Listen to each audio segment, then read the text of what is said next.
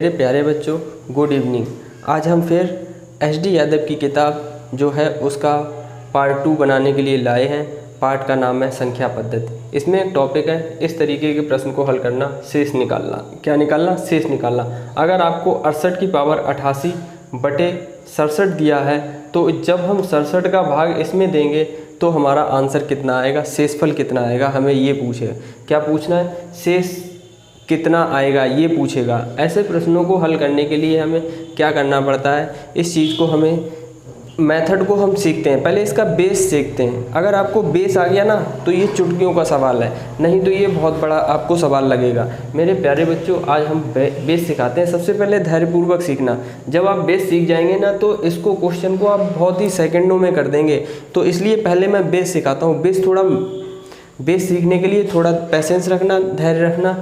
अब हम शुरू करते हैं। मेरे प्यारे बच्चों, अगर हम आपसे कहें कि आपको 5 का भाग देना है किसमें? 6 में, तो प्यारे बच्चों यहाँ से आप कहेंगे यहाँ पर हमारा शेष कितना बचा? शेष बचा 1। देख लेते हैं मेरे प्यारे बच्चों। जब हम इसमें 5 के भाग देंगे 6 का, 5 का भाग किस में दिया? 6 में दिया। तो हम क्या करेंगे? 5 एकम 5, 5 एकम 5। यहाँ पर कितना शेष बच गया? 1 शेष बच गया। एक तो हमारा 1 शेष बच गया। लेकिन अगर प्यारे बच्चों हम इसको 2 बार ले लेते हैं, 5 दूनी 10। जब हम 10 ले लिया हमने तो यहाँ पर हम क्या करेंगे? 10 इसको घटाया तो यहाँ पर शेष कितना बच गया? -4। मेरे प्यारे बच्चों, इसके 2 -4 भी हो गया और कितना हो गया? 1 हो गया। तो इसके 2 शेष देखेंगे। कितना देखेंगे? 2 शेष निकल के आएंगे। इसी तरीके से हम क्या कहें, अगर प्यारे बच्चों इसी तरीके से हम आपसे कहें कि 4 में हम भाग दें, 4 में अगर हम 3 से भाग दें तो हमारा शेषफल कितना आएगा? प्यारे बच्चों, आप सभी जानते हैं जब हम 3 का भाग 4 में देंगे तो हमारा कितना शेषफल आएगा? शेषफल प्यारे बच्चों निकल के आएगा कितना? 1 तो निकल के आएगा 1। देख लेते हैं एक बार इधर। जब हमने 3 का भाग कितने में दिया? 4 में, तो 3 एकम 3, हमारा शेष कितना बच गया? 1 आ गया। जब हम दूसरा शेष निकालेंगे तो क्या करेंगे? हम 3 दूनी 6 करेंगे। कितना करेंगे? 3 दूनी 6 करेंगे। इसको हम क्या कर देंगे? घटा देंगे। जब हम इसको घटाएंगे 4 में से 6 जाएगा नहीं तो हम 4 में से 6 घटा देंगे। तो हमारा कितना हो गया प्यारे बच्चों? ये हो गया -2। तो इसके जो शेष निकल के आएंगे 2 निकल के आ गए, 1 और -2। तो इसमें हमारे शेष कितने निकल के आए? 1 और -2। प्यारे बच्चों, जब हम कहें आपसे 4 का भाग आपको देना है, मेरे प्यारे बच्चों जब हम कहें कि 4 का भाग आपको 3 में देना है, कितने में देना है? 3 में देना है। तो प्यारे बच्चों हम शेष कितना बचाएंगे? शेष हमारे 2 निकल के आएंगे। 1 तो कितना निकल के आएगा? 1 तो हो गया 3, क्योंकि इसमें भाग जाएगा नहीं। ठीक है, पहला ये हो गया। अगर हम ये कहें कि इसमें दूसरा शेष कितना बचेगा, जब हम क्या करेंगे? 4 का भाग कितनी बार दे? 4 का भाग देंगे 3 में, तो हमारा 4 एकम 4, यहाँ पर 4 हमने घटा दिया तो हमारा बचा कितना? -1। मेरे प्यारे बच्चों इस चीज़ को समझना, ये चीज़ बहुत इंपॉर्टेंट है इस क्वेश्चन के लिए। अगर ये चीज़ आपको समझ में आ गई तो आपको क्वेश्चन बहुत इजी लगेगा। तो हमारा यहाँ पर प्यारे बच्चों हमारा जो शेषफल आया, 1 तो 3 हो गया, 1 कितना हो गया? -1। इसी तरीके से हम और क्वेश्चन देखें। अगर हम कहें 10 में हम अगर भाग दें प्यारे बच्चों कितने का? अगर हम 10 का भाग दें 9 में, तो यहाँ पर हमारा शेष कितना बचा? हमारा शेष बचेगा 2। 1 तो 9 बच गया क्योंकि 10 का भाग इसमें जाएगा नहीं, 9 हो गया। अगर हम 10 का भाग इसमें 9 में दें तो क्या हो जाएगा? -1 शेषफल हो जाएगा। मेरे प्यारे बच्चों इस चीज़ को आप समझ गए होंगे। अब और हम थोड़ा देख लेते हैं। अगर हम कहें 4 का भाग इसमें हमें देना, किसमें? 9 में दें, तो हमारा शेषफल कितना बच जाएगा? मेरे प्यारे बच्चों यहाँ से हमारा शेषफल जो बचेगा,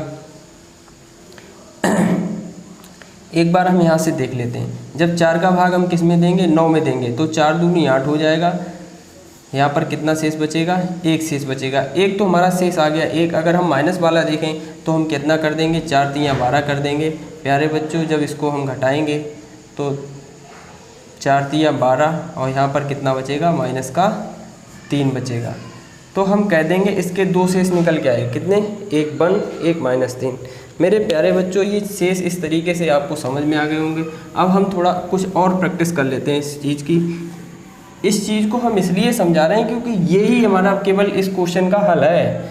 अगर इस चीज़ को आप समझ गए तो आप तुरंत इस चीज़ को समझ जाएंगे कि हमें इसे लगाना कैसे। अगर हम कहें 10 का भाग हमें देना है किस में, 10 का भाग देना 9 में, तो प्यारे बच्चों हमें पता है 10, जब 10 का भाग 9 में देंगे तो हमारा एक शेषफल आएगा 9 और एक कितना आएगा -1। मेरे प्यारे बच्चों अगर हम 13 का भाग दें, 13 का भाग किस में दें,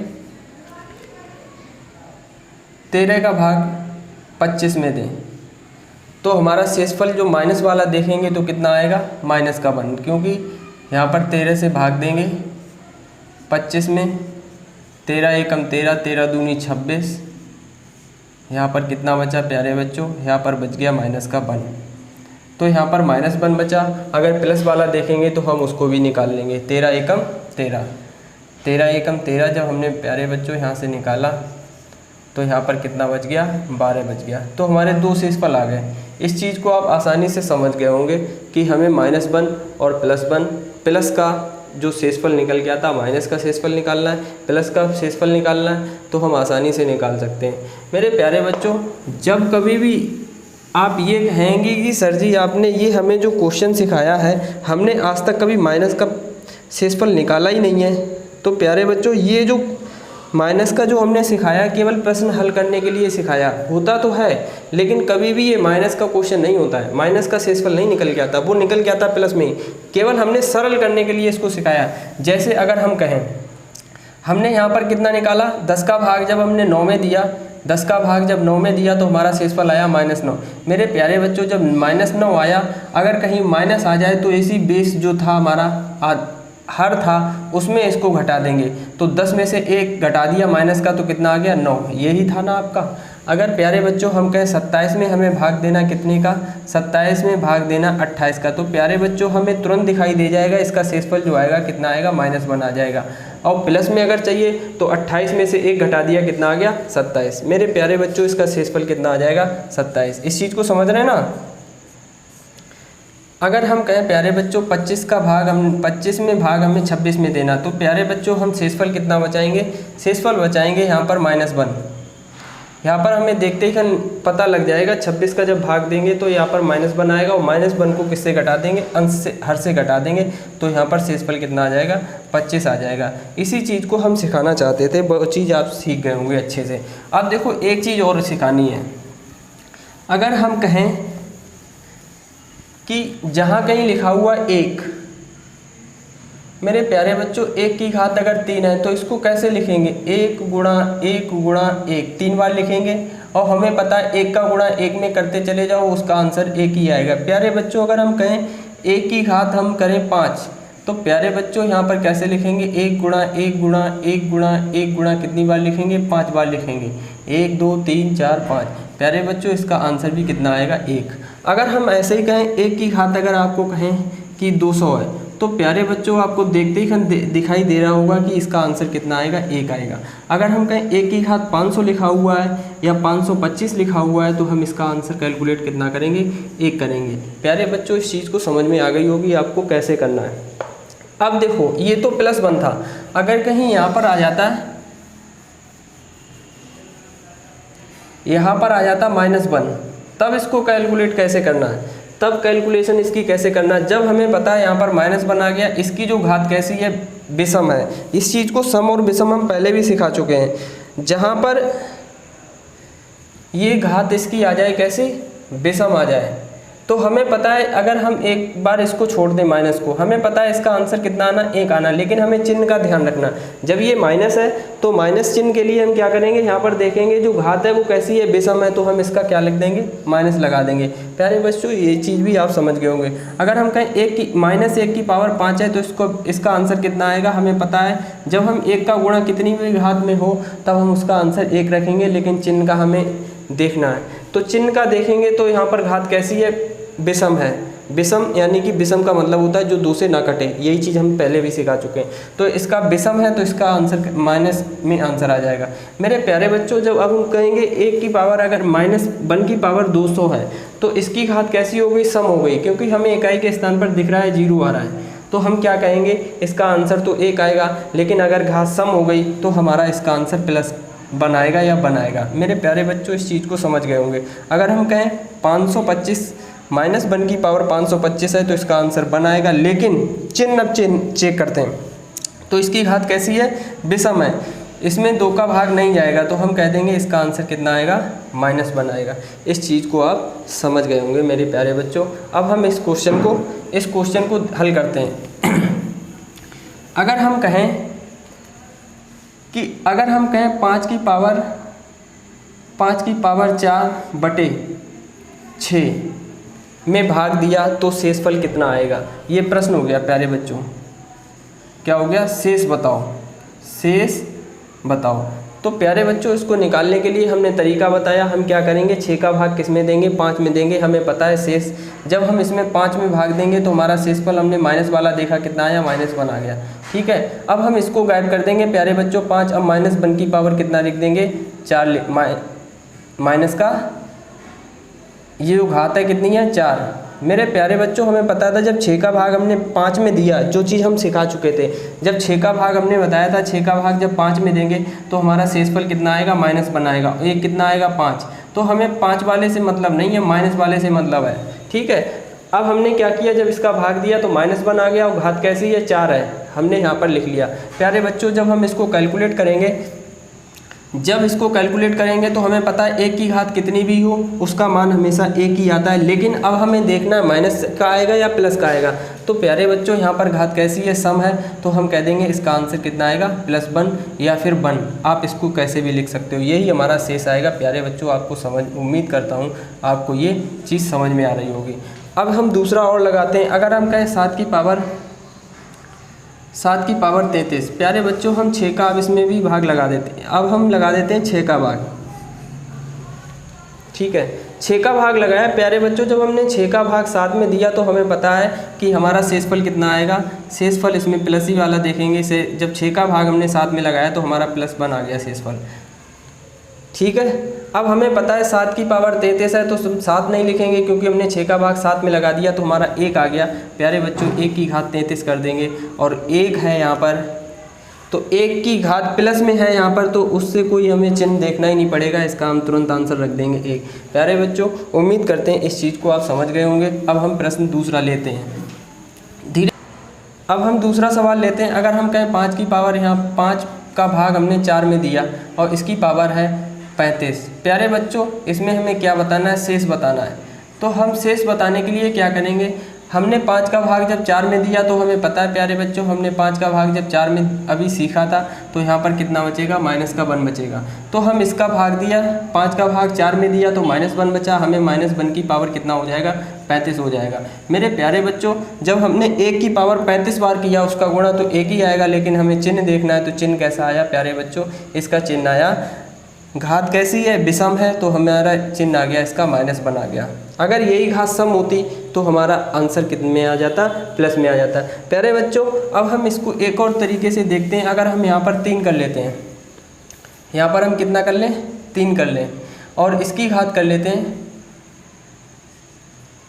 या हम यहाँ पर 5 ही रखते हैं, हम इसकी घात बदल लेते हैं, सम कर लेते हैं। अब प्यारे बच्चों हमें पता है जब 5 का भाग जब 4 में देंगे, 5 का भाग जब 4 में दिया प्यारे बच्चों -1 आ गया, तो हम इसका क्या कर देंगे? -1 की घात कितनी कर देंगे? 30, क्योंकि 30 ही घात लगी हुई है। प्यारे बच्चों जब हम -1 की पावर 30 करेंगे तो हमें पता है 1 का गुणा कितनी भी संख्या में करें, 1 का गुणा कितनी भी घात आए उतने का करें तो हमारा पता है आंसर कितना आता है? 1 आता है। लेकिन हमें चेक क्या करना है? माइनस आएगा या प्लस आएगा। तो हमें देखना है ये जो 35 है ये सम है या विषम है। तो हमें पता ही ये सम है, ये चीज़ हम पहले भी सिखा चुके हैं। सम को चेक करने के लिए इकाई के स्थान पर 2 से भाग दे के देख लेते हैं। इकाई के स्थान पर कितना है? 0 है, तो ये आता है 2 के पाड़े में, तो हम कह देंगे ये सम है, तो इसका जो आंसर आएगा वो कैसा आएगा? प्लस है। मेरे प्यारे बच्चों इस चीज़ को आप समझ गए होंगे। अब हम ये अपना पहला प्रश्न पे आते हैं।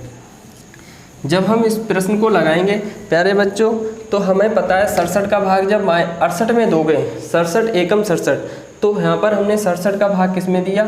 67 का भाग प्यारे बच्चों जब 68 में देंगे तो हमें पता है कितना शेष निकल के आएगा। ये चीज़ हम आपको निकाल के दिखाते हैं, आप निकाल भी चुके होंगे ओरल। जब हमने 67 का भाग 68 में दिया प्यारे बच्चों, हमें पता है 67 एकम 67, यहाँ पर कितना बचा? 1। यहाँ पर प्लस का ही 1 बच गया। जब हमने इसका भाग इसमें दिया, 67 का भाग 68 में दिया, तो प्लस का 1 आ गया और इसकी घात कितनी है, 88 है। प्यारे बच्चों अब हमें पता है 1 की घात 88 हो चाहे कितनी भी हो, उसका आंसर 1 ही आता है। यही शेषफल आएगा, आप देख लेना, चेक कर लेना। मेरे प्यारे बच्चों उम्मीद करते हैं इस चीज़ को आप समझ गए होंगे। अगर हम दूसरा प्रश्न लेते हैं इसी तरीके का अगर प्यारे बच्चों दूसरा प्रश्न लेते हैं तो देखो ना, उस प्रश्न को हम हल कैसे करते हैं। उस प्रश्न को हल करने का तरीका क्या देखो, 18 की घात हम कितना कर दें, 18 की घात कर दें 15 और प्लस यहाँ पर कर दें 3, या प्लस कर दो 4, इसमें भाग देना हमें 17 का। इस तरीके के भी बहुत सारे प्रश्न आते हैं। अगर आप इसको लगाएंगे 18 की घात 15 करेंगे, 18 गुणे 18 गुणे 18 गुणे 18 15 बार करेंगे तो लगाते लगाते परेशान हो जाएंगे, आप पहले तो गुणा नहीं कर पाएंगे।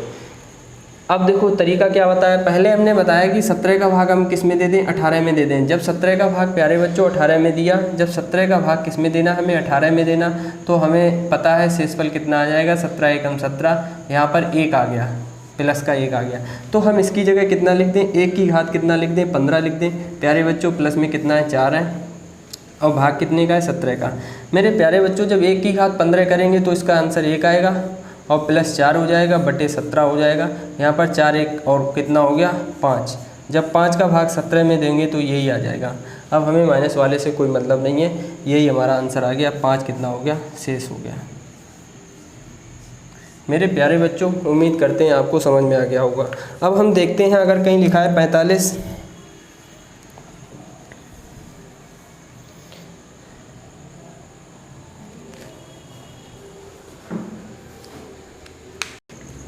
अब हमारे ये सवाल लिखे हुए हैं 45 की घात 50 माइनस 9 बटे 44, इसका हमें 44 का भाग देना है इसमें, तो हमारा शेषफल कितना आएगा। तो प्यारे बच्चों हमें पता है जब 44 का भाग हम 45 में देंगे तो हमारा कितना आएगा, 1 आ जाएगा। जब एक शेषफल आ गया इसका, जब 44 का भाग हमने 45 में दिया तो इसकी जगह लिख देंगे 1। प्यारे बच्चों अब यहाँ पर कितना आ जाएगा, 50 माइनस के 9, ठीक है, यहाँ पर कितना है 44, इतना हो गया। अब 1 की घात 50 करेंगे, 1 की घात 50 करेंगे तो हमारा इसका आंसर आएगा 1। ये चीज़ हम पहले भी समझा चुके हैं। अब यहाँ पर कितना बचा, 44। मेरे प्यारे बच्चों जब 9 में से 1 घटाएंगे तो कितना आएगा, माइनस का 8 आएगा बटे 44। अब हमें पता है कि इसका शेषफल कितना आ गया, -8 आ गया। तो हमें पता है 8 माइनस कभी आंसर नहीं आता है, तो हम क्या करेंगे, इसका शेषफल निकालने के लिए 44 में से इसको घटा देंगे। 44 में से जब 8 घटाएंगे प्यारे बच्चों इसका कितना बचेगा, यहाँ पर बच जाएगा 36। कितना बच जाएगा, 36। 44 में से जब प्यारे बच्चों हमने कितना घटाया, 8 घटाया, तो हमारा कितना आया, 36। यही आपका शेषफल हो जाएगा। मेरे प्यारे बच्चों उम्मीद करते हैं आपको ये समझ में आ गया होगा। इस सवाल को आप लगाना। एच.डी. यादव की संख्या पद्धति के जितने भी सवाल हैं इस तरीके के, एच.डी. यादव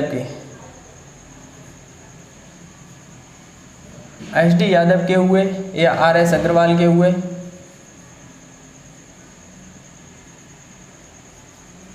ये सारे प्रश्न आप लगाना, उसमें से देखना, अगर कोई प्रश्न ना समझ में आया हो मुझसे पूछना, कमेंट लिखना। अब हम एक और ये वाला सवाल आप लगाना। अब ये इसी तरीके हम अगर ये सवाल दे दें 45 बटे 44 की पावर 50, इसमें शेषफल कितना आएगा।